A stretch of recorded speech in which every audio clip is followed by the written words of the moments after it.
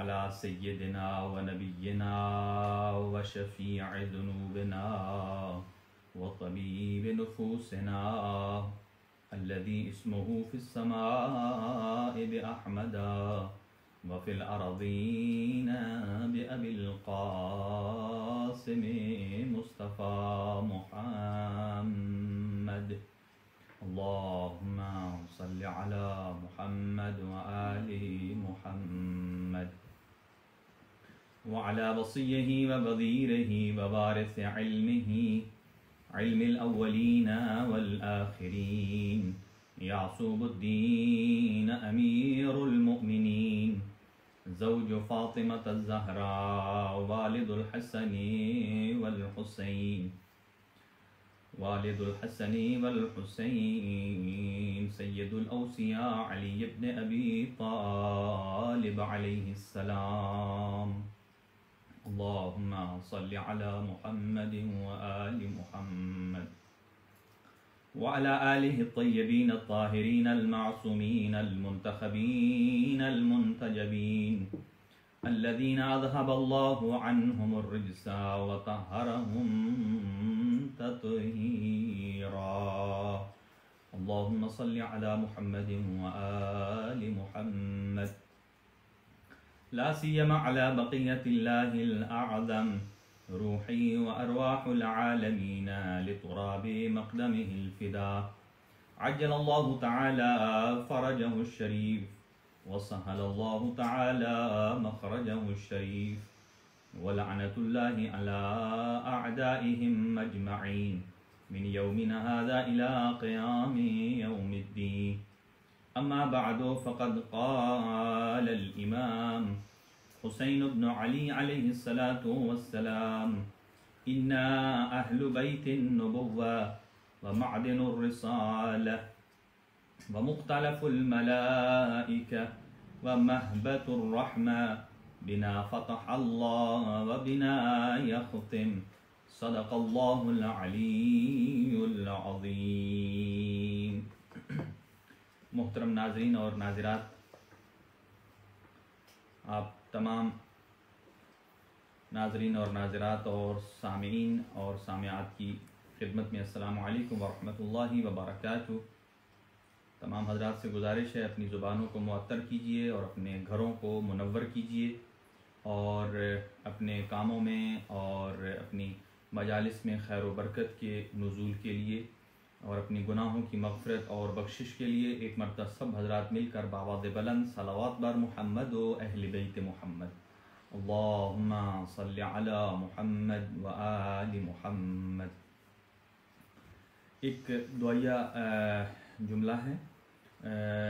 जो लोग अलील हैं अल्लाह उनको शिफ़ाए कामिल व आजिल अता फ़रमाए। ख़ास तौर से बरादर ज़ुल्फ़िकार हुसैन हैदरी साहब, उनका बेटा रिज़वान हुसैन बीमार हैं, अल्लाह उनको शिफ़ाए कामिल व आजिल अता फ़रमाए। सैयद आज़ाद हुसैन काज़मी बीमार हैं और नूर इलाही साहब, अल्लाह ताला उनको सेहत और तंदुरुस्ती अता फ़रमाए। मोहम्मद हुसैन शाह साहब और उनकी पोती और नवासी, अल्लाह उनको शिफ़ाए कामिल व आजिल अता फ़रमाए और मरहूम गज़नफ़र बुखारी साहब की अहलिया को सेहत और तंदुरुस्ती अता फ़रमाए।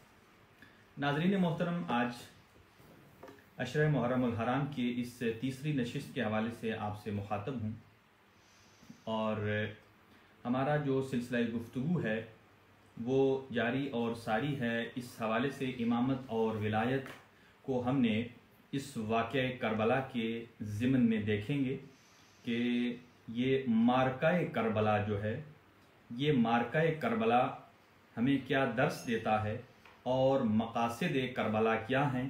उन मकासद करबला में से जो कि एक से ज़ायद हैं, यानी उनको शुमार करना तकरीबन मुश्किल है, उनमें से एक मकसद क्या है कि अपने वक्त के इमाम को पहचानना है। यानी कि करबला हमें तीन चीज़ें सिखाती है। मारिफत इमाम, कि इमाम कौन होना चाहिए, और इताअत इमाम, इताअत कि जिस इमाम को मारिफत के ज़रिए पहचाना है और जिस इमाम की अर्जिश और अहमियत और उनकी फ़जीलत के कायल हुए हैं, उनकी इताअत करना और उस पर अमल करना, ये तीन चीज़ें हैं कि जो करबला हमें सिखाती है।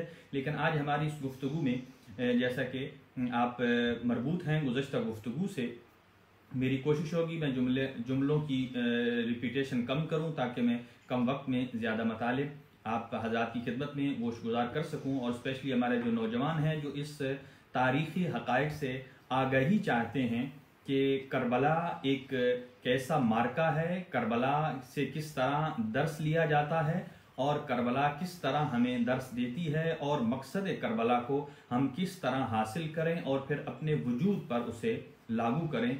दर हकीकत करबला एक बेदारी का नाम है।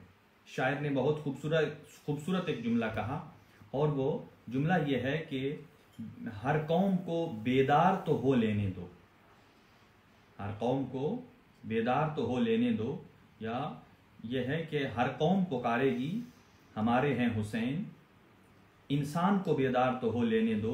इसका मतलब यह है कि एक बेदारी की तहरीक का नाम करबला है। ये करबला इंसान को बेदार करती है, आंखें खोलती है कि इमाम कौन है, मजहब बरहक कौन सा है, हक किधर है, बातिल किधर है। पहले हक को पहचानना है, फिर हक की इताअत में अपनी जिंदगी को गुजारना है। ये 4 दिन की जिंदगी है और हमने अपनी इस जिंदगी को अपने इमाम के कौल, उनके अमल और उनकी सीरत के ताबे बनाना है और अपने ज़माने के इमाम को पहचानना है। आज मैं जिस गुफ्तगू की जाने बढ़ रहा हूँ उनमें से एक चीज़ है कि फ़र्श अज़ा की अहमियत क्या है। और आप जहाँ जहाँ अपने घरों में तशरीफ़ फरमा हैं, इस अपनी सफ़े अज़ा, फ़र्श अज़ा, बहुत बड़े मराज उज़ाम और मुजतहिदों की ये ख्वाहिश थी कि हम इस सफ़े अज़ा से किस तरह इस्तिफ़ादा कर सकते हैं और अपने घर उस सफ़े अज़ा को बिछाया जाए।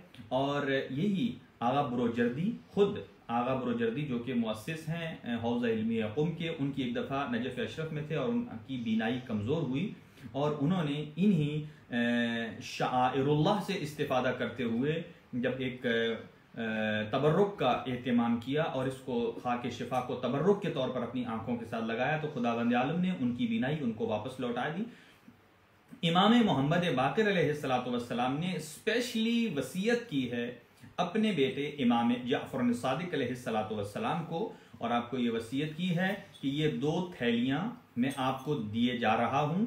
एक थैली के अंदर खालिसतन माल इमाम है जिसे आपने उम्मत की मसलहत के लिए सर्फ करना है और खर्च करना है, और एक थैली वो है जिसमें खालिसतन मेरा कमाया हुआ माल है और आपने 10 साल बराबर हज बैतुल्लाह पर जाना है और मकामे मिना में जहां लोग जमा होते हैं। और मकामे मिना का ही इंतखाब क्यों किया हजरत ने, क्यों फरमाया? ये नहीं कहा अराफात में, ये नहीं कहा खाना काबा के पास, ये नहीं कहा हजर अस्वद के पास, ये नहीं कहा सफा और मरवा, नहीं कहा मिना में जाना, क्योंकि मिना की इमाम हुसैन अलैहिस्सलाम के साथ एक खास ताल्लुक है कि ये उसी कुर्बानी की याद है कि जिसको अल्लाह परवरदिगार आलम ने फदैनाहु बिज़िब्हिन अज़ीम के नाम से याद किया है। और ये कुर्बानी इमाम हुसैन सैयदुश शुहदा अलैहिस्सलाम की है। और 10 साल बराबर वहाँ किसी जाकिर का एहतमाम करना, खतीब का एहतमाम करना, वाइज का, आलिम दीन का, कि वो वाक़यात करबला को बयान करे। यानी इमाम जाफ़र सादिक अलैहिस्सलाम को 5वें इमाम इरशाद फरमाते हैं कि इसका एहतमाम जरूर करना है मिना के मकाम पर, ताकि हर आने जाने वाले को पता चले कि वाक़या करबला क्या है। दुनिया कहती रहे कि ये एक दास्तान है, घड़ी हुई चीज है, लेकिन मकतब अहले बैत के साथ, मकतब अहले बैत के पास करबला के जो सोर्सेस हैं वो इंतहाई मुस्तनद हैं। यानी खुद इमाम हुसैन अलैहिस्सलाम शहादत से पहले आपके जुमले, उसके बाद इमाम सज्जाद अलैहिस्सलाम, जनाब ज़ैनब कुबरा सलामुल्लाह अलैहा, बीबी उम्मे कुलसूम सलवातुल्लाह व सलामुहु अलैहा, और इमाम मोहम्मद बाक़िर अलैहिस्सलाम की शख्सियात के जिनसे हमें ये वाक़यात करबला बल्कि हदीस की शक्ल में मिले हैं। और ये जो आप सफ़े अज़ा अपने घर बिछाते हैं, इसके बारे में मासूमीन अलैहिस्सलाम से रिवायत है कि इसमें सिर्फ आप ही नहीं आते बल्कि आपको गैर मरई, गैर दिखाई देने वाली मखलूक भी इसमें शामिल होती है। यानी वो फरिश्ते भी हैं कि जो सफ़े अज़ाए इमाम हुसैन अलैहिस्सलाम में आते हैं, चाहे वो अज़ा आप अपने घर बिछाएं या अज़ा खाने में हो। तो जैसा कि जब ये फरिश्ते यहाँ से पलट कर जाते हैं उनके बदन से एक खास खुशबू आ रही होती है। वो जब अपने दूसरे गिरोह मलाइका से मिलते हैं तो मलाइका उनसे कहते हैं कि आपके बदन से कैसी खुशबू आ रही है जो कि पहले कभी हमने न सूंघी थी। उनका कहना होगा कि हम गए थे उस जगह पर जहां जिक्र अबी अब्दुल्लाह हुसैन अलैहिस्सलातु वस्सलाम का इनेकाद था, लिहाजा उस जिक्र की बरकत से हमारे वजूद में ये खुशबू नमूदार हुई है। तो फिर वो मलाइका उनसे सवाल करते हैं कि क्या अभी वो मजलिस बाकी है? कहा नहीं, वो मजलिस तो इख्तिताम पजीर हो चुकी है। कहा ये बताइए क्या वो मकाम बाकी है कि जहां इस मजलिस अज़ा का इनेकाद हुआ है? कहा जी हाँ, लोग तो मुंतशिर हो जाते हैं, चले जाते हैं। तो वो मलाइका फिर जोक दर जोक उतरते हैं और अपने परों को, अपने वजूद को उस इमारत की दीवारों से मस करके वापस चले जाते हैं और उनके साथ फख्र व मुबाहात करते हैं, आओ और देखो हमारे वजूद में भी वही खुशबू आ रही है जिसे तुम लोग महसूस कर रहे हो। लिहाजा मजलिस अज़ाए इमाम हुसैन अलैहिस्सलातु वस्सलाम का इंतहाई एक सवाब है और एक अजीम सवाब है, और ख़ास तौर से करबला के मकासिद में से एक मकसद ये भी है कि इंसान अपने घर को आमादा करे मकसद करबला के लिए और ख़ुद भी इसके लिए आमादा हो जाइए। आइए आपकी खिदमत में गुज़श्ता से पेवस्ता अपने गुफ्तगू के हिसाब से, मेरा मौजू है इमामत और खिलाफत, लेकिन हमने उसको करबला से मुत्तसिल करना है और कुछ शवाहिद आज मैं आपकी खिदमत में गोश गुजार करूँगा कि पहले तो तारुफ इमाम हुसैन अलैहिस्सलातु वस्सलाम का तारुफ और यजीद का तारुफ। ज़ाहिर है जब तक आपको दो मद्दे मुकाबिल शख्सियात का आपको तारुफ नहीं मालूम होगा तो आप पहचान नहीं सकेंगे कि फजीलत किसके साथ है और गैर फजीलत किसके साथ है, दोनों में अफजल कौन है, दोनों का मकाम बुलंद कितना है। लेकिन पहले यजीद का तारुफ सुन लीजिए, और ये यजीद का तारुफ मैं किस किताब से दे रहा हूँ? इब्ने कसीर जिन्होंने अपनी किताब अल बिदाया व निहाया में लिखा है कि यजीद 22 हिजरी को पैदा हुआ और 60 हिजरी को खलीफा बना अपने बाप की वफात के बाद, और 3 साल 9 महीना इसकी मुद्दत खिलाफत रही, और 42 साल की उम्र में 14 रबीउल अव्वल को एक मकाम है मकाम हवारैन जो कि दिमश्क और तजम्मुर के दरमियान है, वहां ये हलाक हुआ। और उसकी हलाकत के बारे बताते हैं कि यजीद की मौत किस वजह से वाक़ई हुई। 2-3 रिवायात है। एक है उसने एक बंदर पाल रखा था जिस बंदर का नाम था अबू खालिद, और उसने इसे काटा जिसकी वजह से जहर उसमें मुंतकिल हुआ और वो मर गया। और दूसरी बात, आरिज़ाए नुकरत की एक बीमारी, नुकरत एक बीमारी है, उस बीमारी की वजह से वो इस दुनिया से गया और मर गया। और कहा जाता है कि उसको फिर बहरहाल इस पर तफसीली गुफ्तगू नहीं करूंगा। ये एक मुख्तसर तारुफ है यजीद का, जो कि इंतहाई अय्याश था, इंतहाई अय्यार था, इंतहाई मक्कार था और शारिबुल खम्र था। अब आइए इसका तारुफ में इसकी जुबान से नहीं, खुद इमाम हुसैन अलैहिस्सलातु वस्सलाम की जबान से इसका तारुफ आपकी खिदमत में पेश करता हूं। और ये वही जुमलात हैं कि जो इमाम हुसैन अलैहिस्सलातु वस्सलाम ने जब वलीद को खत पहुंचा यजीद का, तो इमाम हुसैन अलैहिस्सलातु वस्सलाम ने अपना तारुफ कैसे कराया और यजीद का तारुफ कैसे कराया। जो बिल्कुल बिगिनर्स हैं उनके लिए ये समझना इंतहाई आसान होगा कि इमाम ने अपना तारुफ इस अंदाज से फरमाया, अना ए वलीद तू जान ले, अहलु बैतिन नबुव्वा, मैं उस घर का फर्द हूं, यानी अहले बैत नबुव्वा, अहले बैत नबी नहीं कहा, यानी अहले बैत नबुव्वत, नबुव्वत यानी 1,24,000 अंबिया की उनको 1,24,000 अंबिया को अगर मैं रिप्रेजेंट करता है कोई शख्स तो वो मैं हुसैन इब्ने अली हूं। फिर फरमाया मादिनुर रिसाला, रिसालत की कान हमारे घर से निकलती है। और फिर फरमाया मुख्तलफुल मलाइका, कि हमारा घर वो है कि जो मलाइका के आने और जाने की जगह है। और यही एक जुमला जब हजरत इस सफर मदीना से मक्का और मक्का से जब करबला रवाना हो रहे थे तो रास्ते में एक शख्स ने पूछा कि आपकी क्या वजह है कि आपने मदीने का सफर, मदीने को छोड़ा और वहां से निकले। आपने फरमाया, काश तू हमें मदीना में मिलता तो मैं तुम्हें मदीना में वो मकामात दिखाता जहां से जिब्राइल आते हैं और जाते हैं, और वो निशानियां दिखाता कि जिब्राइल के आने और जाने की निशानियां कौन सी हैं। तो इमाम हुसैन ने तारुफ फरमाया महबतुर रहमा, कि हमारा जो घर है रहमत के नुजूल की जगह है। और ये बड़ा तारुफ जो फरमाया, जो समझना चाहते हैं यजीद को और इमाम हुसैन अलैहिस्सलातु वस्सलाम को, आपने फरमाया बिना फतह अल्लाह, यानी अल्लाह ने इस कायनात की इब्तिदा भी हम अहले बैत से की है, वह बिना यख्तिम, और इस कायनात का इख्तिताम भी हमसे करेगा। इसका मतलब यह है कि आपने इरशाद फरमाया ये कायनात बनाई ही हमारे लिए गई है, कि हाँ इस कायनात की इब्तिदा भी हमसे है और इसकी इंतहा भी हमसे है। अब सुनिए, ये इमाम हुसैन अलैहिस्सलातु वस्सलाम ने अपना तारुफ कराया, और अब ये यजीद का तारुफ कराया। ये इमाम हुसैन की जुबान से सुन लीजिए, जिसका किसी ने इनकार नहीं किया। फरमाया वह यजीद रजुलुन शारिबुल खम्र, कि यजीद कैसा है? ऐसा आदमी है कि जो शारिब है, जो शराब पीने वाला है। वकातिलुन नफ्सिल मुहतरमा, और नफ्स मुहतरम यानी कि मासूम लोगों का कातिल है। मुअलिनु बिल फिस्क, यानी कि अलल ऐलान फिस्क करता है, अलल ऐलान गुनाह का इर्तिकाब करता है। ये दो तारुफ हैं, एक अपना तारुफ, एक यजीद का तारुफ। यानी हम पाकीज़ा घराने से हैं, मलाइका के आने और जाने की जगह है, अहले बैत नबुव्वत हैं, मादिन और रिसाला हैं, हमसे कायनात को अल्लाह ने शुरू किया, हम ही पर इख्तिताम करेगा। और यजीद का तारुफ क्या है कि वो एक रजुल है, एक आम मर्द है, कि जो कैसा है कि शारिबुल खम्र है, शराब पीता है, मुअलिनुल फिस्क अलल ऐलान गुनाह का इर्तिकाब करता है, और नफ्स मुहतरमा का कातिल है। फरमाया ऐसी सूरत में मिसली ला युबायिउ मिसला, मुझ जैसा उस जैसे की बैयत नहीं कर सकता। यानी मेरा शजरा शजरा तैयबा है और उसका शजरा शजरा खबीसा है।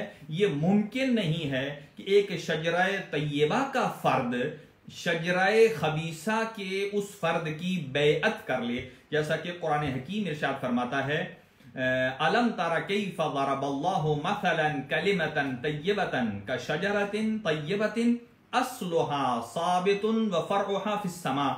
क्या आपने ऐसे शजरा तय्यबा को देखा है? कलिमा तय्यबा को अल्लाह परवरदिगार आलम ने उस कलिमा तय्यबा की मिसाल उस दरख्त से दी है। शजरा किसे कहते हैं? दरख्त को कहते हैं। तय्यबा पाक और पाकीज़ा, यानी अल्लाह ताला कलिमा तय्यबा की मिसाल पाक और पाकीज़ा शजरे से दे रहा है कि अस्लुहा साबितुन, कि जिसकी असल और उसकी जड़ें जमीन में गड़ी हुई हैं और उसकी शाखें आसमान से बातें कर रही हैं। तो यहां मैं अर्ज करना चाहूंगा, यहां अहले सुन्नत के एक राइटर हैं और उनकी बुक है मआरिजुन नबुव्वा, और वो ये लिखते हैं कि इसमें जो कलिमा तय्यबा है, ये गौर से समाअत फरमाइएगा, ये जो कलिमा तय्यबा है, ये कलिमा तय्यबा खुद इन ज़वात मुक़द्दसा की ये मुजस्सम मिसाल है इसकी। जब उनसे पूछा गया कि ये आयत इसका शान नुज़ूल क्या है, तो उन्होंने इसके शान नुज़ूल में जो चीज़ लिखी है वो ये कि जब रसूलुल्लाह ने मक्का फतह किया और खाना काबा के बुतों को गिराना चाहा, तो अली इब्न अबी तालिब को अपने शानों पर उठाया। यानी जो नीचे के बुत थे वो रसूलुल्लाह ने खुद तोड़े, और जो बुलंद थे अमीरुल मोमिनीन को अपने शानों पर उठाया और खाना काबा के बुतों को तोड़वाया और साफ कराया। कहा जब रसूलुल्लाह सल्लल्लाहु अलैहि वसल्लम ने इनको शानों पर उठाया, हजरत अमीर को, तो उस वक्त ये आयत नाजिल हुई। यानी घर किसका है? ला इलाहा इल्लल्लाह का है, और उठाने वाला कौन है? मुहम्मदुन रसूलुल्लाह है। बस उन्होंने इसी हद तक लिखा है कि यही कलिमा तय्यबा है। आइए मैं आपको बताऊं कि कलिमा तय्यबा जो आप कहते हैं कि ला इलाहा इल्लल्लाह मुहम्मदुन रसूलुल्लाह, बस इतना कलिमा, ये कलिमा इस्लाम है, जिसको आप मुख्तलिफ ममालिक में या किसी एक मुल्क के आप झंडे पर भी इसको देख सकते हैं। झंडे पर कलिमा तय्यबा को लिख देना ये उस मुल्क के मुसलमान होने के लिए काफी नहीं है, बल्कि इससे आगे जो मुकम्मल कलिमा है वो तो लिखा हुआ होगा जनाबीउल मवद्दत की उस रिवायत के मुताबिक कि जब लिवाए हम्द आएगा माशर के मैदान में, उस पर जो कलिमा लिखा होगा वो कलिमा हक है, वो हकीकत है, और वही कलिमा तौहीद को साबित करता है, वही कलिमा रिसालत को साबित करता है, वही कलिमा इमामत और विलायत को साबित करता है।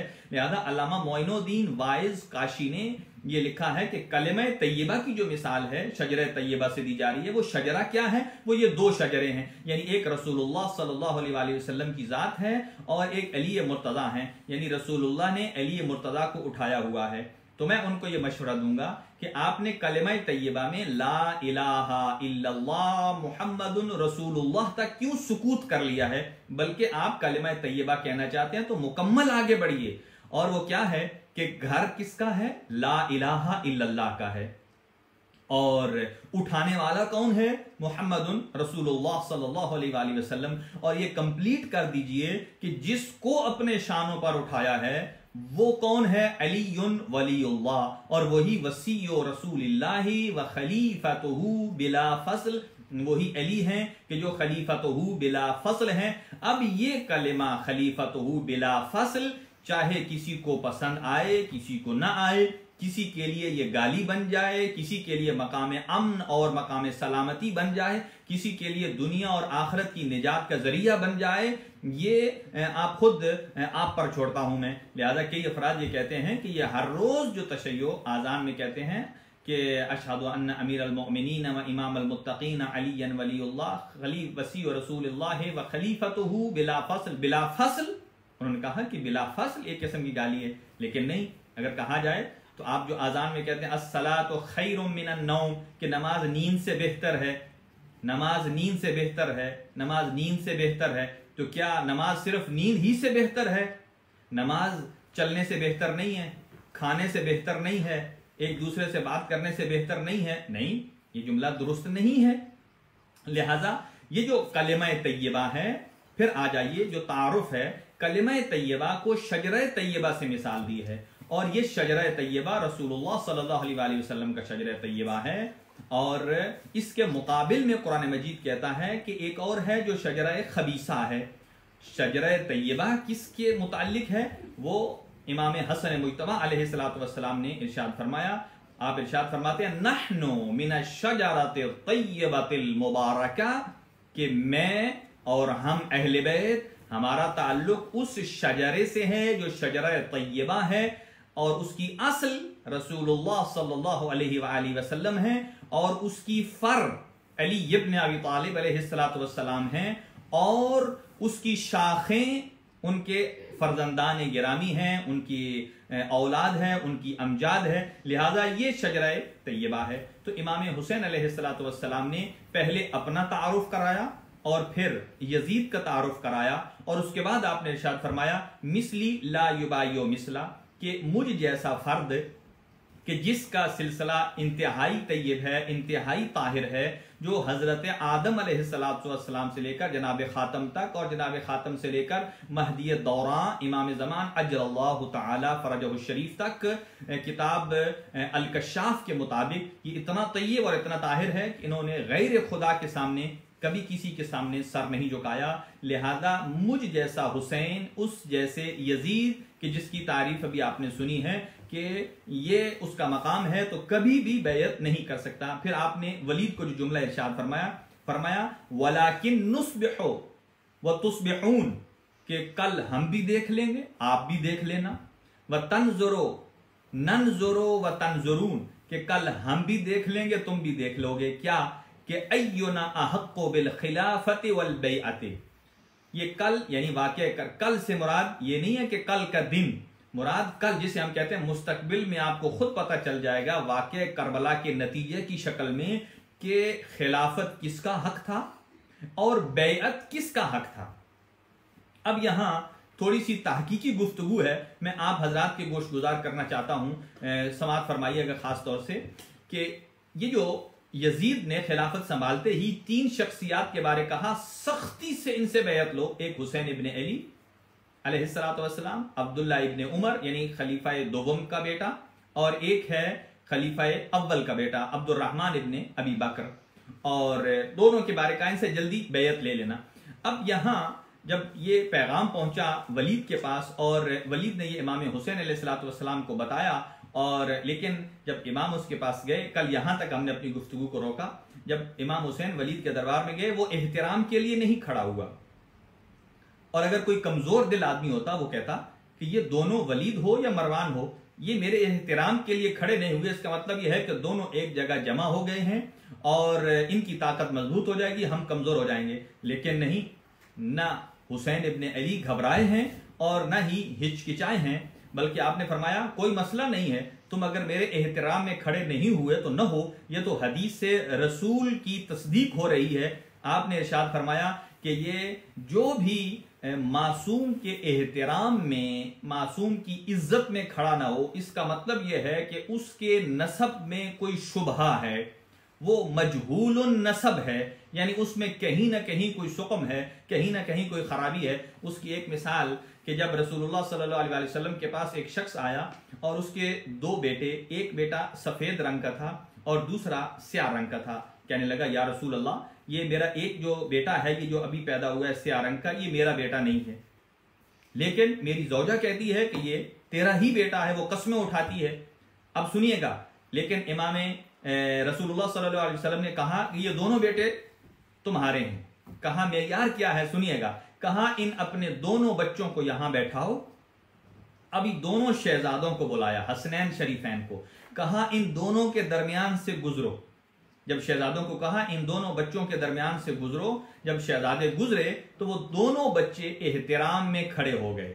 जब दोनों एहतराम में खड़े हो गए, रसूलुल्लाह सल्लल्लाहु अलैहि वसल्लम ने उसे मुबारक दी, कहा ये दोनों बच्चे तुम्हारे हैं और इन दोनों का खड़ा होना इस बात पर दलालत करता है कि ये दोनों हलालजादे हैं और ये तेरे बच्चे हैं। ये शाहिद है कि जब इमाम हुसैन जब वलीद के पास गए और दोनों ने एहतराम के लिए जब नहीं खड़े हुए तो फरमाया कोई मसला नहीं है, इसलिए कि तुम्हारा ना खड़ा होना तुम्हारे खुद मजहूल नसब होने की दलील है। और यहां बहुत खूबसूरत एक मुअर्रिख ने जुमला लिखा और वो ये लिखते हैं कि अगर आप दुनिया में किसी बादशाह के एहतराम में खड़े होते हैं तो ये तुम्हारा वकार है। अगर आप किसी बादशाह के एहतराम में खड़े हो जाते हैं, तुम्हारा वकार है कि आपने उस बादशाह की इज्जत की है। तो कहा दुनियावी बादशाह के एहतराम में खड़ा होना तुम्हारा वकार है, लेकिन मासूम के एहतराम में खड़ा होना यह तुम्हारे नसब को साबित करता है कि तुम्हारा नसब कैसा है, तुम्हारा नसब पाक है, तुम्हारा पाकीज़ा है। लिहाजा जब मामून के वलीद के दरबार में मौला इमाम हुसैन अलैहिस्सलाम तशरीफ ले गए और वो एहतराम में खड़े नहीं हुए तो आपने फरमाया तुम मजहूल नसब होने की दलील हो। और यहाँ जैसा कि खबर सुनाई गई यजीद के बाप की कि वो मर गया है, तो आप हजरत ने यहाँ कोई रिएक्शन नहीं दिया। रिएक्शन क्या बनता था, या पॉजिटिव या नेगेटिव, या कह देते अच्छा हुआ या कहते अच्छा नहीं हुआ। इमाम ने कुछ नहीं कहा बल्कि सिर्फ कलिमा इस्तिरजा को पढ़ा, इन्ना लिल्लाहि व इन्ना इलैहि राजिऊन। और अगर इमाम कहते बिल खुसूस कोई ऐसा लफ्ज इस्तेमाल करते जो कि उसकी तौहीन के लिए इस्तेमाल होता तो माविया के एक और यजीद को मौका मिल जाता कि बाप की तौहीन कौन सुनता है। लिहाजा कहा इसके अगर जुल्म जो किया है यजीद ने वो इसलिए कि बाप के बारे में कौन सुनता है। लिहाजा जैसे ही वलीद ने कहा ठीक है आप जा सकते हैं, तो मरवान ने कहा कि आप क्यों जाने दे रहे हो इमाम हुसैन को, अगर चले गए दोबारा नहीं पलटेंगे। अब ये शेख मुफीद अलैहिर्रहमा ने लिखा है कि जब इमाम हुसैन की आवाज बुलंद हुई, हजरत अबुल फजल अब्बास शेर खुदा के शेर बेटे ने अपने एक हाथ के साथ जिस दरवाजे के ऊपर ताला पड़ा हुआ था उसे तोड़ा और अंदर चले गए। और अंदर चले गए, अपने आका और मौला से फरमाते हैं आका बताइए इन दोनों में से किसके सर को कलम करना है। आप मुझे बताइए किसी जवान को अगर जलाल आ जाए उसके जलाल को कैसे राम किया जाता है। अगर बैठा है तो लिटा दिया जाता है और अगर खड़ा है तो बैठा दिया जाता है, पानी दिया जाता है ठंडा पानी, उसकी कमर को सहलाया जाता है। लेकिन कौन जलाल अबुल फजल अब्बास को समझे। लेकिन इमाम हुसैन अलैहिस्सलाम ने एक मरतबा कहा अब्बास ये करबला नहीं है, ये मदीना है।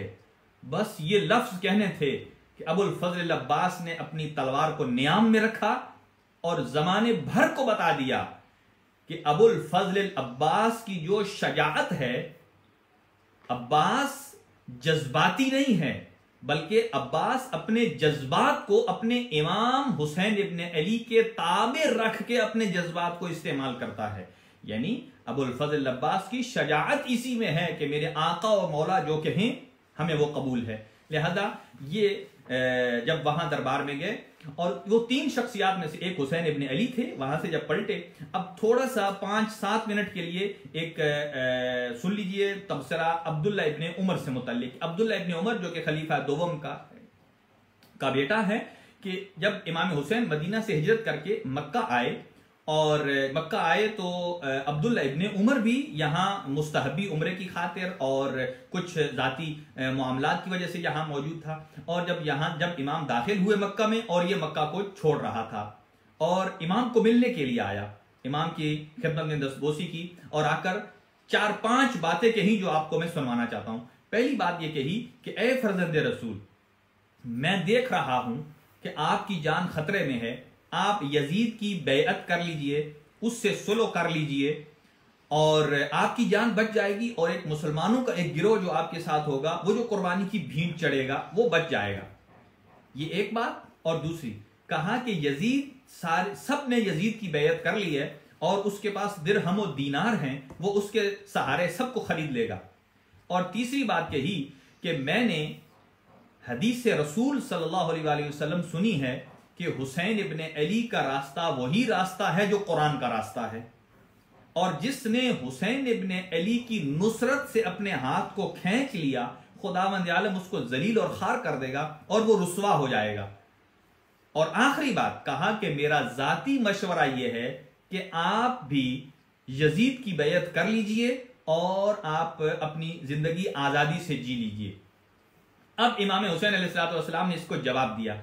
आप जानते हैं कि एक शख्स अमीर अल मोमिनीन के पास 10 अफराद अलग अलग आए, सवाल एक था कि इल्म अफजल है या माल। हजरत ने 10 आदमी को अलग अलग जवाब दिया, और वो कैसा जवाब कि हर आदमी की जहनीयत के मुताबिक उसे उसका जवाब दिया। यहां मौला हुसैन को बहुत सारे लोगों ने कहा करबला मत जाइए, कूफा मत जाइए, इराक मत जाइए, लेकिन और यजीद की बैयत कर लीजिए, लेकिन इमाम हर शख्स को उसकी जहनीयत के मुताबिक जवाब दे रहे थे। और अब्दुल्ला इब्ने उमर को आपने क्या जवाब दिया? कहा ए अब्दुल्ला इब्ने उमर, देखो अल्लाह के नबी बरगुज़ीदा याहिया थे और एक जालिम, एक जानी और एक नापाक बादशाह ने उनका सर काटकर, यानी सर काटकर जब उसके पास पेश किया गया और कहा दुनिया टस से मस नहीं हुई, और ये बनी इसराइल सुबह 70 नबियों को कत्ल करते और उसके बाद अपने मामलाते जिंदगी में मसरूफ हो जाते, खरीदो फरोश में मसरूफ हो जाते। यानी 70 अंबिया के कत्ल को वो इतना छोटा सा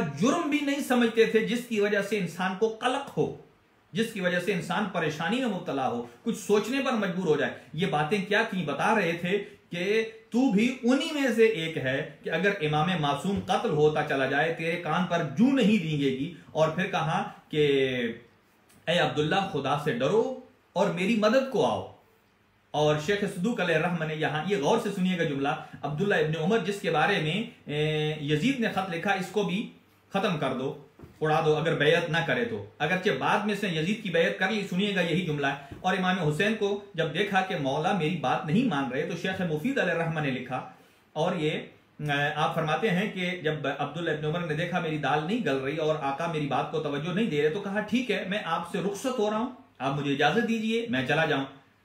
और फिर कहा कि लेकिन एक वो जगह जहां रसूल इस्लाम सल्लल्लाहु अलैहि वसल्लम कसरत से आपको बोसे दिए करते थे, उस जगह का मुझे बोसा लेने दीजिए। कहा ले लो। हजरत ने अपनी कमीज को उठाया और आपके सीने से मुत्तसिल जो नीचे वाला हिस्सा है वहां उसने बोसा दिया। बोसा भी दे रहा था और साथ रो भी रहा था, और रो कर एक जुमला कह रहा था। अब्दुल्ला इब्ने उमर कहा अस्तौदिउकल्लाह या अबा अब्दुल्ला, ए अबा अब्दुल्ला, मैंने आपको अल्लाह के हवाले कर दिया। यानी इमाम हुसैन की बैयत भी नहीं की हुई थी और मशवरा भी दे रहा था यजीद की बैयत करने का, और कहा कि मैं आपके अल्लाह के हवाले। अब यहां तबसरा लिखा है शेख मुफीद अलैहिर्रहमत ने, शेख सदूक अलैहिर्रहमत ने कहा तबसरा क्या है कि एक तरफ यजीद से सुलह और उसकी बैयत का मशवरा, और दूसरी तरफ ये रियाकारी कि आपका बोसा भी ले रहा है, गिरिया भी कर रहा है, और उसके साथ साथ अच्छा यहां मैं एक और जुमला अर्ज करूंगा, ये अब्दुल्ला इब्ने उमर कौन है? जो खलीफा सानी का बेटा है, दूसरे खलीफा का बेटा है, और इमाम हुसैन की छाती को बोसा देकर रो रहे हैं। ये जो आज कहते हैं रोना बिदअत है, उनसे ये पूछिए मकतब तशय्यो तो इमाम की शहादत के बाद से ये अज़ादारी शुरू हुई, उसके बाद हम गिरिया कर रहे हैं। और ये अब्दुल्ला इब्ने उमर तो वो हैं कि जो इमाम हुसैन की शहादत से पहले उनकी हयात तय्यबा में गिरिया कर रहे थे। तो उनके बारे में आपकी क्या राय होगी? क्या उन्होंने भी बिदअत की है? तो कहा ये तबसरा, और फिर ये जुमला कहकर वो वहां से इमाम को छोड़कर मदीना चले गए, और मदीना जाकर उन्होंने यजीद के साथ अपनी वफादारी का ऐलान कर दिया, और वफादारी का ऐलान करने के बाद उन्होंने यजीद की बैयत कर ली, गोया के हिज़्ब शैतान को उन्होंने ज्वाइन कर लिया। और यहां अब्दुल्ला इब्ने उमर अमीर अल मोमिनीन के जमाने में, ये बात याद रखिए कि जैसे ही यजीद बरसर इक्तदार आया, इसने फौरन कहा कि यह शख्सियात हुसैन इब्ने अली, अब्दुल्ला इब्ने उमर अगर ये बैयत न करें तो फौरन सर कलम कर दो। लेकिन अमीरुल मोमिनीन का हौसला देखिए, ये है मकतब तशय्यो। अमीरुल मोमिनीन का देख लीजिए हौसला कि जब खलीफा सिवम का कत्ल हुआ तो सारे अहले मदीना ने अमीरुल मोमिनीन के हाथ पर बैयत कर ली, सिवाय 70 अफराद के। और उन 70 अफराद में से एक फर्द अब्दुल्ला इब्ने उमर भी था जिन्होंने बैयत नहीं की थी। और क्यों नहीं की? दलील और रीजन क्या दिया? रीजन यह है कि जब सारे मदीने वाले कर लेंगे तो सबसे आखिर में मैं भी बैयत कर लूंगा। और अच्छा, ये अजीब दलील बनाई। और मालिक अश्तर मौला आका इमाम अली अलैहिस्सलाम के पास आए, कहा आका ये ऐसे तो नहीं सुन रहे, अगर आप चाहें तो हम थोड़ा सा इन पर प्रेशर दें, थोड़ा सा दबाव डालें ताकि ये बैयत करें। ये जुमला है, ये मकतब तशय्यो की एक तशख्खुस है। आपने अमीरुल मोमिनीन अली इब्न अबी तालिब अलैहिस्सलाम ने इरशाद फरमाया, देखो मैं अली कुरान नातिक हूं, मैं कुरान सामित पर अमल करता हूं। कुरान कहता है ला इकराहा फिद्दीन, के दीन में कोई जबर नहीं है। और अली इब्न अबी तालिब किसी को जबरन अपनी बैअत करने पर मजबूर नहीं करता। यह फर्क है अली में और गैर अली में, और यही फर्क है हुसैन में और यजीद में। हुसैन में और यजीद में इमाम हुसैन अलैहिस्सलाम ने आखिरी लम्हे तक अपने याराने बावफा से एक मर्तबा कहा, मैंने तुमसे अपनी बैयत को उठा लिया है, अब तुम जाना चाहो तो जा सकते हो। लेकिन वो अजब बात है कि हुसैन इब्ने अली को याराने बावफा को मिले ही ऐसे थे। कहा आका ये तो एक बार है, 1000 मर्तबा भी हमें मरना पड़े और जीना पड़े, हम आपका साथ छोड़कर कभी नहीं जाएंगे। और फिर जब कहा कि जब अमीरुल मोमिनीन की शहादत हुई तो उसके बाद यही अब्दुल्ला इब्ने उमर जिन्होंने फिर मुआविया इब्ने अबी सुफियान की बैयत कर ली, और बैयत कर ली। और जब यजीद ने खत लिखा और मुआविया ने यजीद को यह कहा, अगर अब्दुल्ला इब्ने उमर तुम्हारी बैयत ना करे तो परेशान ना होना। कहा क्यों? कहा इसलिए कि फअम्मा अब्दुल्ला इब्ने उमर, कि अब्दुल्ला इब्ने उमर जो हैं फहुवा माअक, वो अगरचे जाहिरन कहीं और हो, उसका दिल तेरे साथ है, एक दफा जरूर तेरे पास आएगा। लिहाजा वही नतीजा निकला कि मौला हुसैन से मिलने के बाद बस ये आखिरी जुमला और अब्दुल्ला इब्ने जुबैर के इस तबसरे से मुताल्लिक कि जब ये यजीद के बाद हुकूमत पहुंची अब्दुल मलिक बिन मरवान के पास, तो उसने अब्दुल्ला इब्ने जुबैर को दबाने के लिए, प्रेशराइज करने के लिए हज्जाज इब्ने यूसुफ को मक्का भेज दिया, गवर्नर बनाकर मक्का और मदीना में भेज दिया। लिहाजा जब मक्का में भेजा और यही हज्जाज जब मदीना पहुंचा, याद रहे अब्दुल्ला इब्ने उमर की बात कर रहा हूं कि जब ये मदीना पहुंचा हज्जाज इब्ने यूसुफ, आप जानते हैं कि हज्जाज इब्ने यूसुफ कौन है? इसे सानी यजीद कहा जाता है, यानी इसने इतना आले रसूल का खून बहाया। इसके जिंदान में एक वक्त 16 हजार कैदी होते थे कि जिनको वो बिल्कुल तमाम कर देता था। और हज्जाज इब्ने यूसुफ जब मदीना में गया तो यही अब्दुल्ला इब्ने उमर, जिसने ना मौला अमीर की बैत की, ना मौला इमाम हुसैन की बैत की, बल्कि यजीद की बैत कर ली थी। और उसके बाद जैसे ही हज्जाज दाखिल हुआ तो रातों रात हज्जाज इब्ने यूसुफ के पास गया और कहा, ए खलीफा, आप अपना हाथ बाहर निकालिए, मैं आपके हाथ पर बैयत करना चाहता हूं। सुनिएगा, हज्जाज इब्ने यूसुफ ने कहा कि ए अब्दुल्ला इब्ने उमर, इतनी जल्दी ही क्या है, अभी तो मैं आया हूं, अभी रातों रात बैयत करने की जरूरत क्या है। सुनिएगा, ये जुमला इंतहाई दिलचस्प है। कहा कि अभी तो मैं आया हूं, हज्जाज इब्न यूसुफ ने कहा रातों रात, तो इतनी जल्दी बैत करने की जरूरत क्या है, जब सुबह होगी दिन दिहाड़े आना और बैत कर लेना। लेकिन यहां अब्दुल्ला इब्ने मैं अपने मौजू से मुत्तसिल हो रहा हूं कि खिलाफत और इमामत किसका हक है। ये देखें, ये वही चीजें हैं जो वाकई करबला से निकल रही हैं, और लोग दबे अल्फाज में जानते थे कि इमामत और विलायत का हक वाकई करबला में सिर्फ और सिर्फ हुसैन इब्ने अली के पास था। वक्त का इमाम भी हुसैन है, वक्त के हुज्जत खुदा भी इमाम हुसैन अलैहिस्सलातु वस्सलाम हैं। और कहा कि सुबह क्यों नहीं बैत कर ली, और कहा कहीं ऐसा न हो, रसूलुल्लाह सल्लल्लाहु अलैहि वसल्लम की हदीस है कि आपने इरशाद फरमाया, मम्माता, जो मर जाए, वलम यअरिफ इमाम ज़मानिही माता मीततन जाहिलिया, कि जो मर जाए और अपने जमाने के इमाम को ना पहचाने वो जाहिलियत की मौत मरा है। ये कौन कह रहा है? अब्दुल्ला इब्ने उमर। अब्दुल्ला इब्ने उमर जो कि साहबी रसूल भी आप कह सकते हैं, कि ये कह रहे हैं कि रसूलुल्लाह सल्लल्लाहु अलैहि वसल्लम की हदीस है। अच्छा, कोई और इस हदीस को माने ना माने, अब्दुल्ला इब्ने उमर ने तो माना है और पेश भी किया है। कहा मैं सुबह इसलिए बैत नहीं करता कि हो सकता है कि मैं रात में मर जाऊं और कहीं हदीस रसूल सल्लल्लाहु अलैहि वसल्लम के मुताबिक मेरा शुमार जाहिलों में से ना हो जाए, मैं जहालत की मौत ना मरूं। इसलिए मैं अभी चाहता हूं हज्जाज इब्न यूसुफ के हाथ पर, यानी कि अब्दुल मलिक बिन मरवान की बैत करूं। और एक मरतबा जब ये कहा ना, तो हज्जाज बड़ा अय्यार था, उसने एक मरतबा कहा अब्दुल्ला इब्न उमर से, अच्छा ये बात है, तुम अभी बैत करना चाहते हो? तो हज्जाज इब्न यूसुफ ने हाथ नहीं बढ़ाया, उसने अपना लिहाफ जो ओढ़ा हुआ था, लिहाफ से अपने पैर को बाहर निकाला और कहा अब्दुल्ला इब्न उमर, इस पैर का बोसा ले लो और तुम्हारी बैत हो गई। अल्लाह अकबर। देखिए, जो अस्ल इमाम के रास्ते से हट जाए, जो हुज्जत खुदा के रास्ते से हट जाए, जो खलीफा इलाही के रास्ते से हट जाए, फिर हज्जाज इब्न यूसुफ के पैरों का बोसा देता हुआ तो आपको तारीख में नजर आएगा। यानी इतनी तौहीन और इतनी जिल्लत। अच्छा, ये कहा तो उसके बाद एक और हाशिया है, एक आलिम दीन ने लिखा कि अच्छा, यानी गोया के यूं कहा होगा हज्जाज इब्न यूसुफ ने, आज ये वाली हदीस जो इमामत की हदीस है, जो वक्त के जमाने के इमाम की हदीस है, जो हमें पेश कर रहा है कि रसूलुल्लाह की हदीस है, मम्मात वलम यारिफ इमाम ज़माने ही माता मीततन जाहिलिया, ये इस हदीस का बाद पैगंबर क्यों नहीं अप्लाई किया गया? उस वक्त क्यों सकीफा बनी सादा को बैठा दिया गया? और खलीफा अव्वल के बाद दूसरे खलीफा में भी इस हदीस का क्यों नहीं अप्लाई किया गया? इसलिए कि वो तो खुलफा थे, इमाम नहीं थे। किसी ने भी नहीं लिखा कि खुलफा जो हैं, खुलफा राशिदीन सारे के सारे जो भी हों, कहा वो खलीफे सिर्फ लिखे हैं, लेकिन इमाम किसी को नहीं लिखा।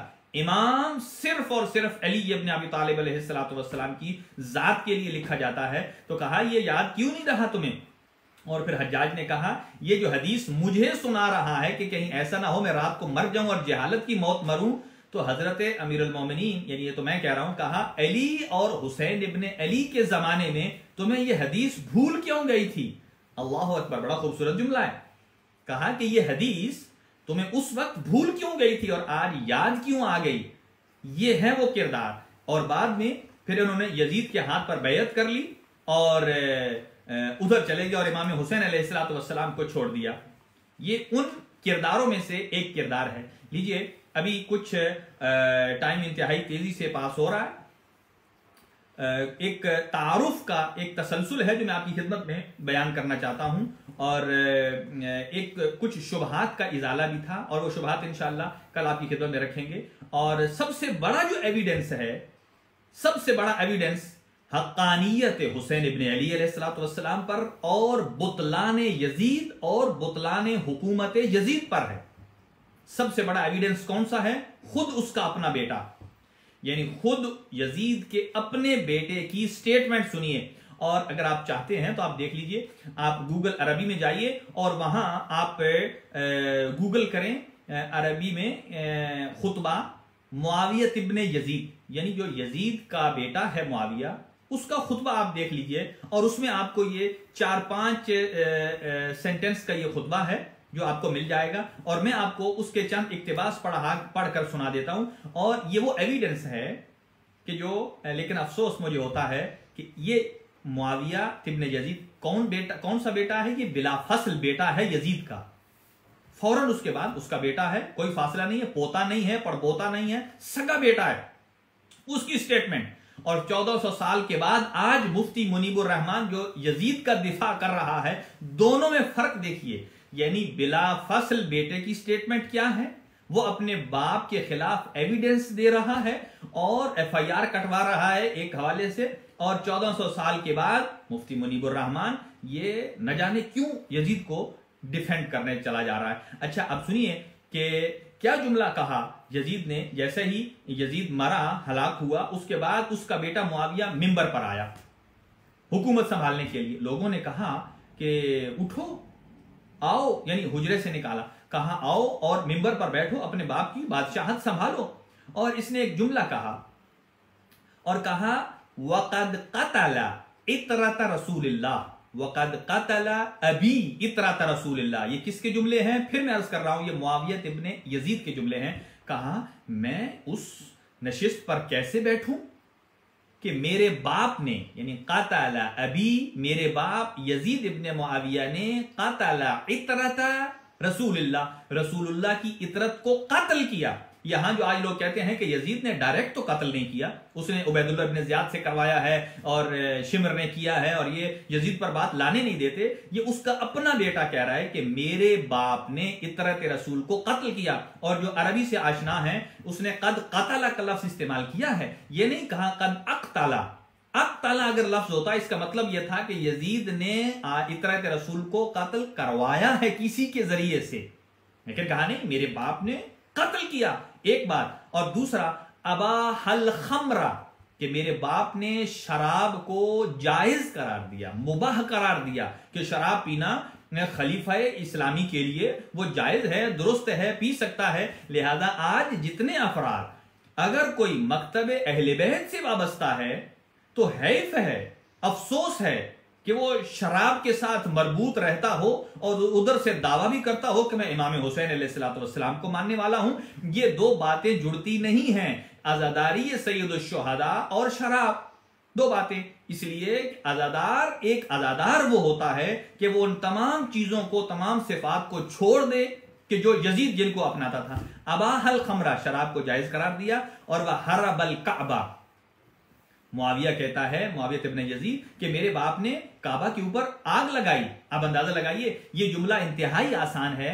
आज जो कहते हैं हरमैन शरीफैन को नुकसान है, मुझे ये बताइए, इमाम हुसैन जो नया नया मुस्तबसिर होना चाहता है, लोग सवाल करते हैं कि आज कितना आसान है कि हुसैन का चूज करना है आपने या यजीद को चूज करना है, किसको? आपकी चॉइस क्या है? फर्क मैं आपको बताता हूं दोनों का किरदार। यजीद जिसने खाना काबा को आग लगाई, और हुसैन इब्न अली खाना काबा की हुर्मत के लिए अपने हज को उम्रे में तब्दील किया और फौरन मक्के को छोड़ दिया।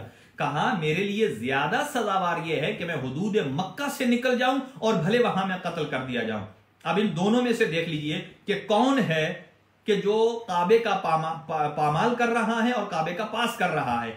यहीं से पता चलता है जो काबे का नुमाइंदा है, जो काबे के मालिक अल्लाह इलाही नुमाइंदा है, वो काबे पर कभी आंच नहीं आने देगा।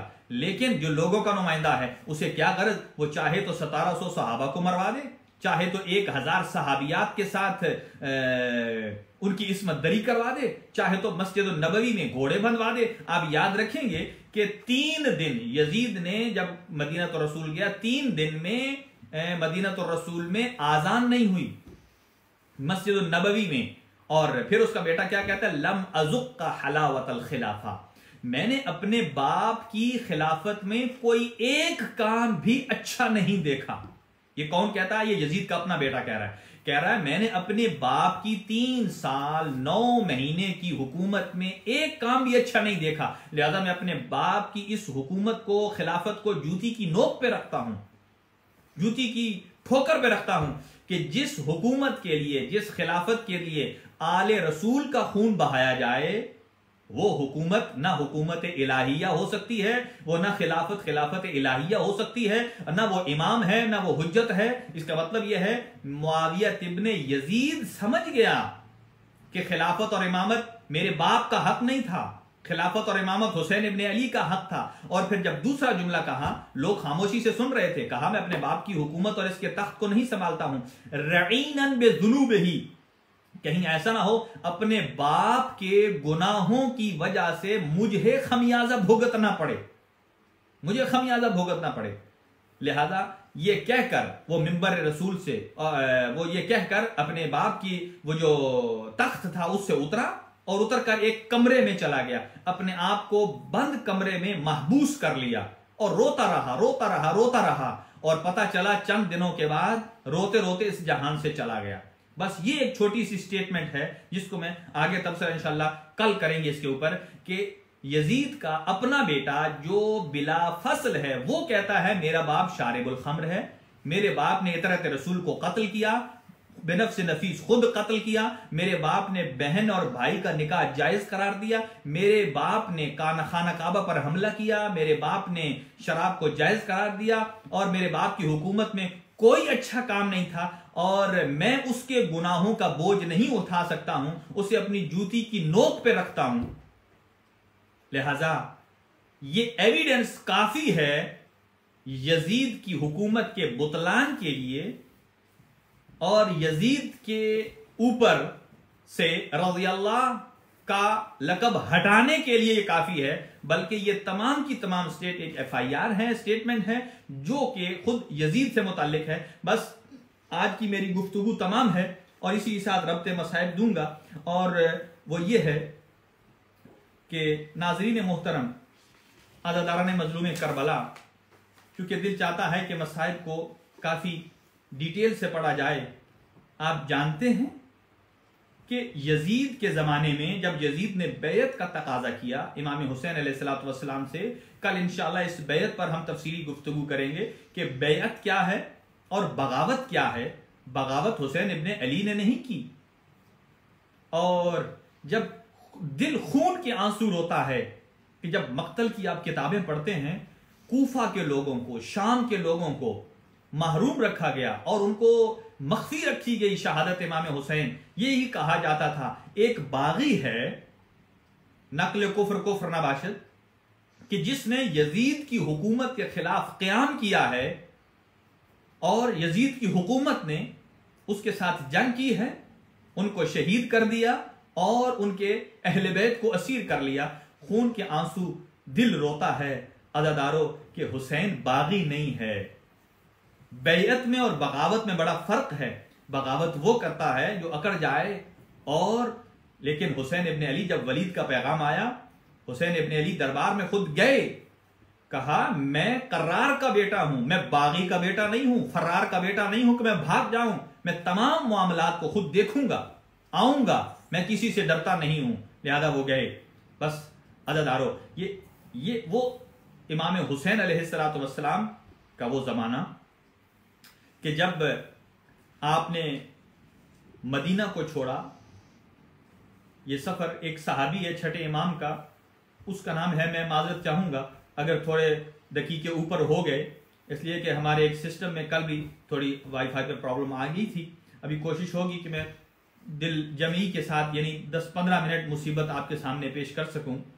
मसमा सहाबी है इमाम जाफर सादिक अलैहिस्सलातु वस्सलाम का। इमाम ने उसे बुलाया और बुलाकर फरमाते हैं, ए मसमा, मुझे ये बता, वो बसरा का रहने वाला था, कहा क्या मेरे जद की जियारत को कभी गया है?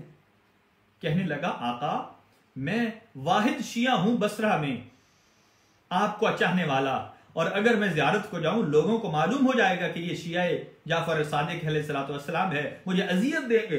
कहा अच्छा ठीक है, जियारत को तो नहीं जा सकता। कहा मेरे जद के गम में कभी रोया है? जब ये जुमले सुनने थे, कहा जी आका। कहा किस बात पे रोया है, कितना रोया है? कहा आका, जब मैं आपके जद की मजलूमियत को सुन के रोता हूं, और इतना रोता हूं कि मेरे अल्फाज गुलूगीर हो जाते हैं, और जो लुकमा मुंह में होता है खाना खाने के लिए, वो मेरा लुकमा रुक जाता है और खाना खाने को जी नहीं करता। और छठे इमाम फरमाते हैं, ए मसमा, मुझे ये बता तू कैसे रोता है? आपने और मसमा ने कहा, आका जब भी इस जुमले को मैं सोचता हूं कि कहां बाजार और कहां ज़ैनब, कहा बाजार और ज़ैनब का कोई जोड़ नहीं है। जब ये मैं लफ्ज सुनता हूँ और मेरा दिल खून के आंसू रोता है और मैं इतनी सिसकियां ले लेकर रोता हूँ। कहा ए मस्मा, अल्लाह तेरी आवाज पर रहम करे, तेरे चेहरे पर रहम करे, तेरे रुखसारों पर रहम करे। और फिर फरमाते हैं ए मस्मा, मैं तुझे इसकी जमानत देता हूं, जब तेरा आखिरी वक्त आएगा ना, जब तेरी रूह परवाज करने लगेगी, तेरे सिरहाने मेरे आबाओ अजदाद आएंगे और आकर जब मलकुल मौत तेरी रूह को कब्ज करने लगेगा ना, और उसे कहेंगे ए मलकुल मौत, इसकी रूह आसानी से कब्ज करना, इसलिए कि ये हमारे जद इमाम हुसैन अलैहिस्सलाम का अज़ादार था।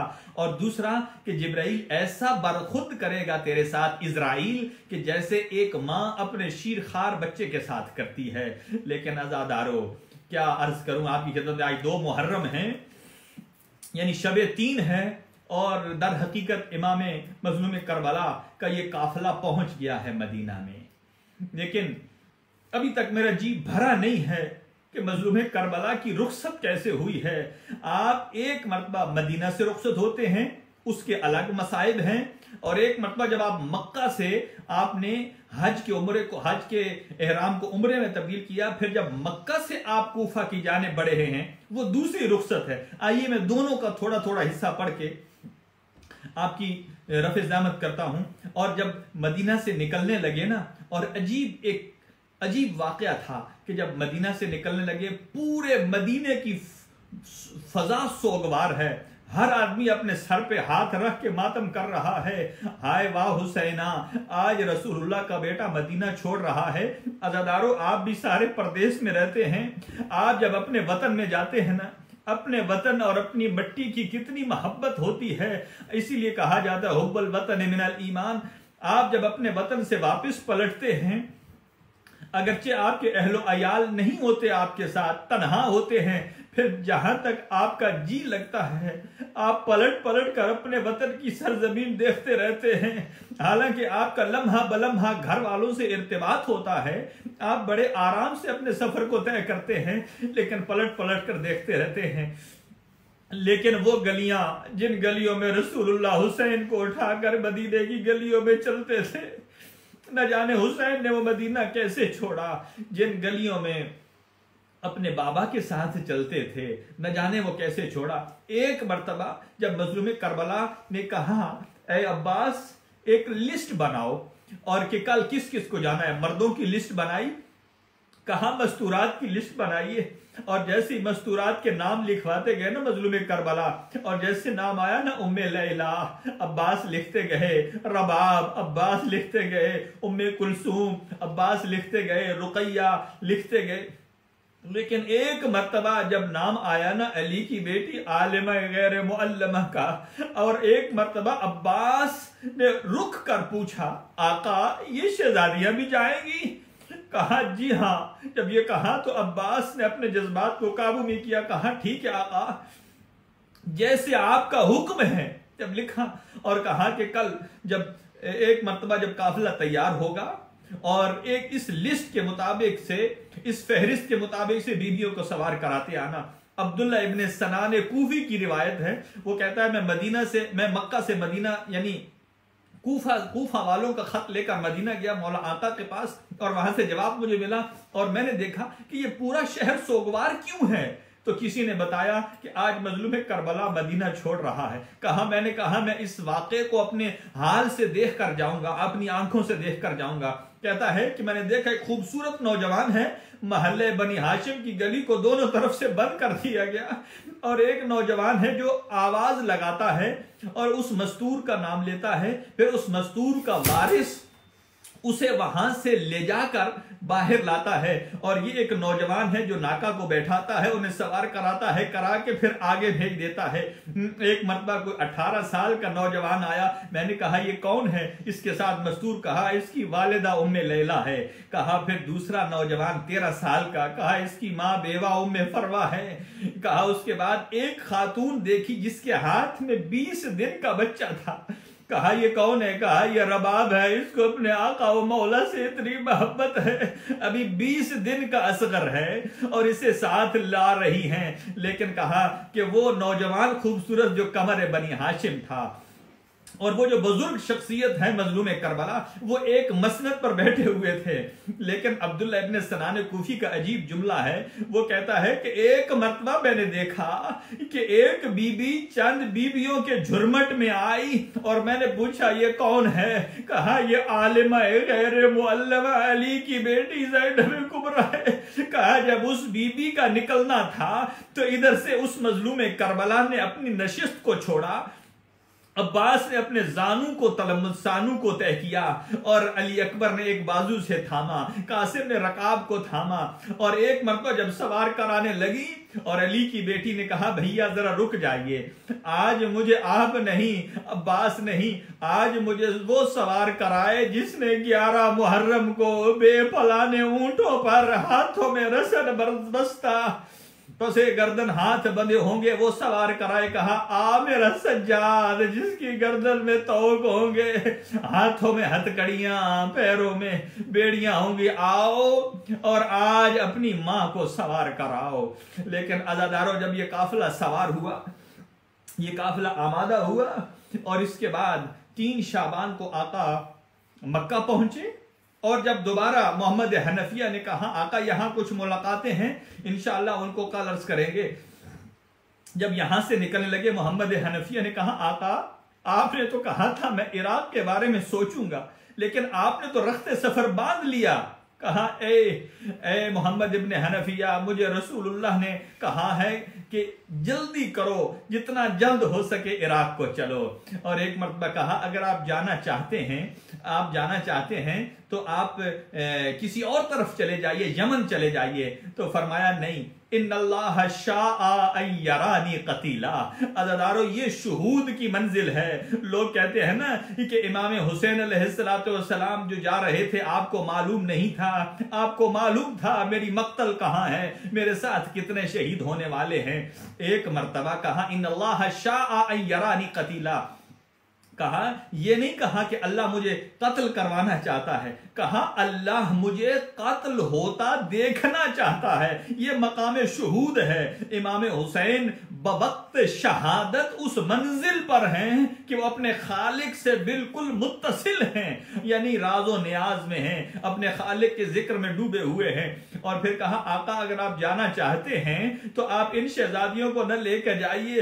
एक मर्तबा मजलूम करबला ने फरमाया इन्नल्लाह शाअ अन यराहुन्ना सबाया, कि मैं कैसे न लेकर जाऊं। अल्लाह परवरदिगार आलम इन इस्मत व तहारत की परवरदा बीबियों को रसन बस्ता देखना चाहता है। इसका मतलब यह है इन्नल्लाह शाअ का लफ्ज इस्तेमाल किया। यह मकाम शुहूद है। और जब आप आगे बढ़े, बस 2-3 मिनट की जहमत है अज़ादारों, उसके बाद नमाज का वक्त करीब हुआ चाहता है। और आका जब एक ऐसी मंजिल पर पहुंचे ना, मंजिल सालबा से आगे आए, एक मर्तबा अपनी सवारी पर थे और सवारी पर आंख लग गई और ऊंघ आई और उसमें ख्वाब देखा। और ख्वाब क्या देखा? जब हजरत अब्बास ने पूछा कि आका आप क्यों रो रहे हैं, क्यों ज़ारो कितार? कहा अभी मुझे ऊंघ आई, मैंने ख्वाब में देखा है कि कोई निदा लगाने वाला निदा लगा रहा है कि ये काफिला कितनी तेजी से अपने मक्तल की तरफ बढ़ रहा है और मौत इनका ताक़ुब में जल्दी जल्दी आ रही है। बस ये जुमला कहना था अज़ादारों, बस मैंने मुख्तसर कर दिया। 2 मुहर्रम को मेरे आका उस मक्तल पर आ गए कि जिसके इंतजार में थे। और जब एक मर्तबा जब उस मकाम पर पहुंचे और सवारियों ने आगे बढ़ना छोड़ दिया, एक मर्तबा आका ने सवारियां बदली। रिवायात में है कि 6 सवारियां बदली, लेकिन जब सवारी आगे न बढ़ी तो कहा इस बस्ती वालों को बुलाओ। जब बस्ती वालों को बुलाया, कहा मा युकालु लिहादल अर्द, इस जमीन को क्या कहा जाता है? एक बुजुर्ग ने कहा युकालु लहा गादरिया, इसको गादरिया कहा जाता है। एक ने कहा युकालु लहा नैनवा, जब नैनवा कहा जाता है, जब नैनवा का नाम आया फिर कहा युकालु लहा शत्तुल फुरात, इसे शत्ते फुरात भी कहा जाता है। लेकिन कहा इसे और कुछ क्या कहा जाता है? जब कहा ना युकालु लहा करबुन व बला, इसे करबो बला कहा जाता है। जब करबो बला का कहना था और आका ने फरमाया यहीं सवारियां रोक लो, हा हुना महत्तु रिहालना, यही वो जगह है जहां हमारे ख़याम लगेंगे, जहां हमारे नौजवान मरेंगे, जहां नौजवान कटेंगे। यही वो जगह है जहां हमारे ख़याम को आग लगेगी और हमारी अहले बैत इस्मत व तहारत की परवरदार बीबियों के हाथ पसे गर्दन बंधेंगे। और एक मर्तबा बनी असद को बुलाया और बनी असद को बुलाकर इस जगह को लिया और वो हदिया देना चाहते थे। आपने उसकी कीमत अदा की और उसके बाद फिर उनको वक्फ कर दी, हिबा कर दिया। और हिबा किया, कहा हिबा कर रहा हूं 3 शर्तों पर कि जब भी कोई मजलूम करबला हमारा चाहने वाला जब भी कोई यहां आए उसे हमारी कब्रों का पता देना, और दूसरा उसे 3 दिन अपने मेहमान रखना। और फिर फरमाया कि जो 3 दिन का भूखा और प्यासा मारा गया है उसके सदके उसे 3 दिन पानी पिलाना और 3 दिन खाना खिलाना।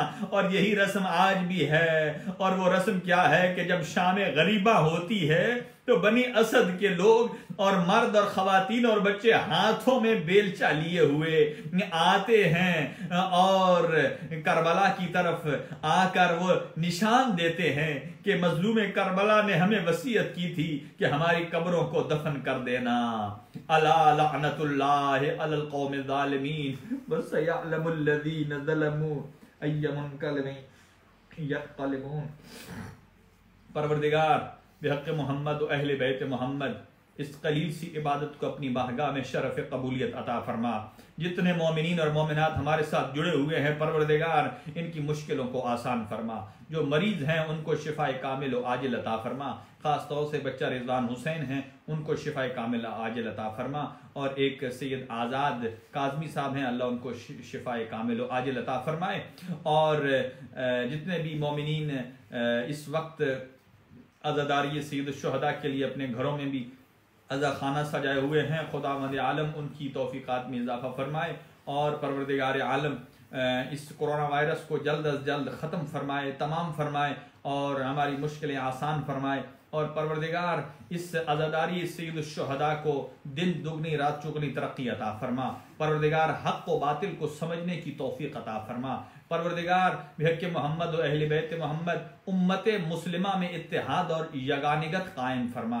और जहाँ जहाँ हमारे मुसलमान और गैर मुसलमान भाई किसी ज़ेर इताब हैं परवरदिगार उनकी तहरीक हुर्रियत को उनके हक़ में तमाम फरमा और उनकी मुश्किलें आसान फरमा परवरदिगार। और इस सिलसिले में जितने अफराद कोशिश कर रहे हैं, कोशां हैं, उनकी तौफ़ीक़ात में मज़ीद इजाफ़ा फरमा। और जहाँ जहाँ मज़लूम पूरी कायनात में जिस चक्की में पिस रहे हैं, कश्मीर है, जैसे फ़लस्तीन है और अफ़गानिस्तान है और ऐसे लुबनान में जैसा कि ये हालिया वाक़या हुआ है उसमें जो जो ज़ख्मी हैं खुदावंद आलम उनको शिफा अता फरमाए। और खुदावंद आलम इन मुक़द्दस सरज़मीन की हिफाजत फरमाए, अतबात आलिया की हमें बार बार ज़ियारत नसीब फरमाए और इन हालात को बेहतर फरमाए। परवरदिगार बिहक़ मोहम्मद व अहले बैत मोहम्मद जितने भी अफराद हमारे शरीके कार हैं और हमारे साथ हैं और जितने खुतबा और जितने फ़ज़ला उलमा इस वक्त दीन की खिदमत सर अंजाम दे रहे हैं परवरदिगार उनकी तौफ़ीक़ात खैर में इजाफ़ा फरमा, उलमाए आलाम का साया कायम व दायम फरमा और परवरदिगार शर शैतान से महफूज फरमा।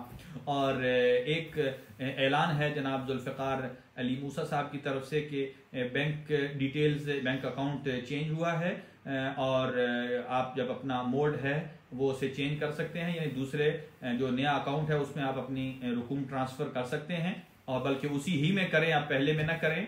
और इससे मुतल्लिक़ा जितनी आपके पास डिटेल्स हैं वो जो मालूमात अगर आपको चाहिए हों तो आप जुल्फ़िकार अली मूसा साहब और उनके दीगर फ़क़ाकार से आप ले सकते हैं। और खुदावंद आलम सैयद अली रज़ा बुखारी साहब और जनाब मुस्तफ़ा रज़ाक साहब और आसिया सैफ़ी साहिबा हैं और जनाब सैयद इमरान हैदर साहब हैं और जनाब अली अहमद साहब और हसन मेहदी साहब, बहरहाल जुमला मोमिनीन और मोमिनात सब की दुआएं कबूल फरमाए और उनको सेहत व सलामती और तंदुरुस्ती अता फरमाए। वसल्लल्लाहु अला सय्यदना मुहम्मदिन व आलिहि तय्यबीन अत्ताहिरीन अल मासूमीन।